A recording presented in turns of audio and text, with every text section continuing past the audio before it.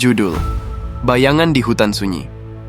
Di sebuah kota kecil yang terletak di tepi hutan lebat, ada sebuah legenda tentang hutan yang konon dihuni oleh makhluk jahat. Penduduk setempat percaya bahwa barang siapa yang memasuki hutan itu akan hilang tak terduga. Dengan latar waktu malam, saat bulan purnama bersinar terang, cerita ini dimulai. Di sebuah kota kecil yang terletak di tepi hutan lebat, hidup seorang laki-laki bernama Ardi, berusia 25 tahun. Kota tersebut selalu diselimuti atmosfer misteri, terutama saat malam hari. Penduduk setempat bercerita tentang sebuah hutan yang angker. Konon ada sosok wanita dengan mata merah, berbadan tinggi kurus, dan memiliki taring yang panjang yang bersembunyi di dalam hutan tersebut. Hutan itu menjadi mitos yang menakutkan bagi para penduduk di sekitar sana. Ardi merupakan orang yang penuh rasa ingin tahu, terasa tertantang oleh mitos tersebut. Ia mendapati bahwa dirinya tak hanya ingin membuktikan kebenaran cerita tersebut, tetapi juga ingin menghapus rasa takut yang mengganggu warganya. Suatu malam yang penuh bintang, dia mengajak sahabatnya, Rina, untuk ikut bersamanya menjelajahi hutan. Rina, yang sangat percaya pada kisah-kisah misterius itu, langsung menolak. Ardi, jangan bodoh, hutan itu bukan tempat untuk bermain-main. Banyak orang hilang di sana, ucap Rina, wajahnya ketakutan. Namun Ardi tetap bersikeras dan meyakinkan Rina bahwa ia akan aman dan baik-baik saja. Akhirnya, Rina pun terpaksa ikut, meski penuh keraguan. Setelah persiapan matang, mereka berdua membawa senter dan beberapa makanan ringan. Saat memasuki hutan, rasa hening menyelimuti mereka, hanya suara langkah kaki yang terdengar. Setelah berjalan agak jauh, mereka melihat sebuah bangunan tua di tengah hutan. Bangunan itu tampak seperti rumah zaman dahulu yang sudah lama ditinggalkan. Ardi melihat bangunan tua itu dan merasa semakin penasaran. Mari kita periksa, ujarnya. Rina berusaha melarangnya, namun usahanya sia-sia. Di dalam bangunan, mereka menemukan berbagai artefak aneh, patung kayu, lukisan di dinding yang menggambarkan ritual aneh, serta buku-buku tua yang penuh debu. Tiba-tiba, Ardi meraih sebuah buku tebal yang memiliki tampilan lebih bersih dibandingkan yang lainnya.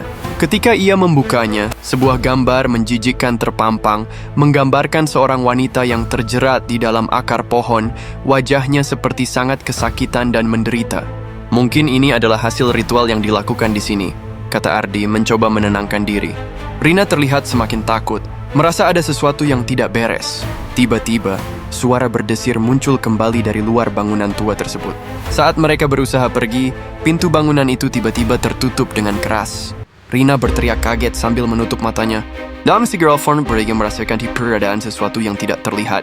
Di sudut ruangan, bayangan mulai terbentuk, menjadi sosok perempuan dengan wajah penuh kemarahan. Kenapa kalian masuk ke tempatku? Suaranya terdengar resah dan menakutkan. Ardi dan Rina berusaha menjawab, tetapi suara mereka tenggelam dalam ketakutan. Di saat mereka bersiap untuk berlari, sebuah cahaya meresap dari jendela yang pecah dan sosok itu menghilang dalam sekejap. Rina berteriak, kita harus keluar dari sini sekarang. Mereka mencari jalan keluar, tetapi bangunan tua itu seolah bisa bergerak, menjadikan semua jalan tampak sama. Dengan panik, Ardi menuntun Rina mencari jalan keluar yang mengarah ke basement.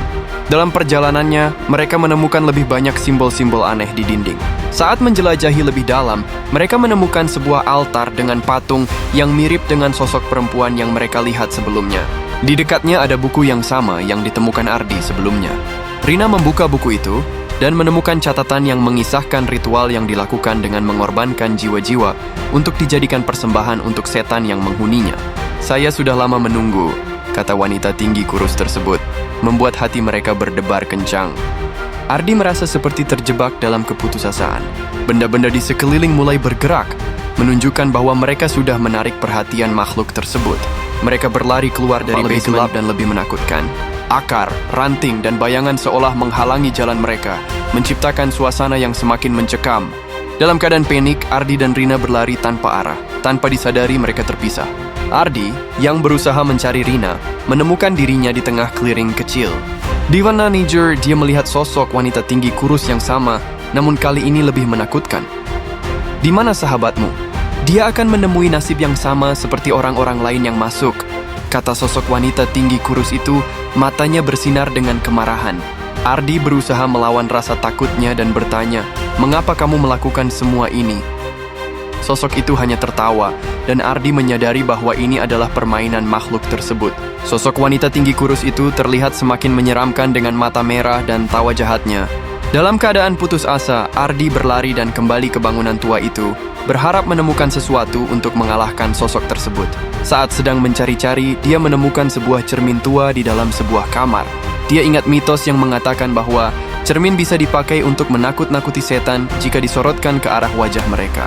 Ardi berlari kembali ke hutan gelap itu, memanggil Rina, berharap dia bisa menemukan sahabatnya sebelum terlambat. Ketika dia akhirnya menemukan Rina, dia melihatnya terjebak di antara akar-akar pohon. Sosok wanita tinggi kurus itu berdiri di sampingnya. Sosok itu menoleh menatap Ardi dengan kemarahan. Tetapi Ardi, dengan tekad, mengarahkan cermin ke arah makhluk itu. "Aku tidak takut padamu," teriaknya. Pantulan cahaya dari cermin memantul, menciptakan kilau dan memperlihatkan sosok wajahnya yang mengerikan. Wanita tinggi kurus itu terlihat ketakutan melihat sosok dari pantulan cermin itu sendiri. Dengan cepat, Ardi membebaskan Rina keluar dari belenggu akar pohon itu. Di tengah gelapnya malam, mereka berlari menjauh dari sosok itu. Mereka saling menggenggam tangan dan terus berlari, sampai akhirnya mereka melihat celah jalan di tengah lebatnya pepohonan. Akhirnya perlahan mereka berhasil keluar dari hutan, keluar area hutan yang gelap dan menakutkan. Rina dan Ardi saling berpelukan, mengucap syukur atas keselamatan mereka. Rina menangis namun merasa lega karena mereka berhasil melarikan diri dengan selamat. Namun Ardi masih melihat sosok wanita tinggi kurus tersebut dari kejauhan. Dengan respon spontan, Ardi menggendong Rina dan melanjutkan pelariannya. Sampai di rumah Rina, Ardi mengucapkan perpisahan selamat malam. Keesokan harinya, Ardi mendatangi kembali ke rumah Rina, ingin memastikan kondisi Rina. Namun betapa terkejutnya Ardi ketika yang ditemukannya hanyalah kaca cermin bekas semalam Yabiki sudah remuk. Perseras epilog. Rina masih tertinggal di hutan tersebut bersama dengan sosok wanita tinggi kurus itu. Rina terjebak di akar-akar pohon besar sebagai ritual persembahan untuk sosok wanita tersebut. Dan tanpa disadari, yang digendong oleh Ardi semalam bukanlah Rina melainkan karung berisi bangkai hewan yang sudah membusuk dengan tulisan di karungnya, "Rina telah menjadi bagian dariku." Tamat.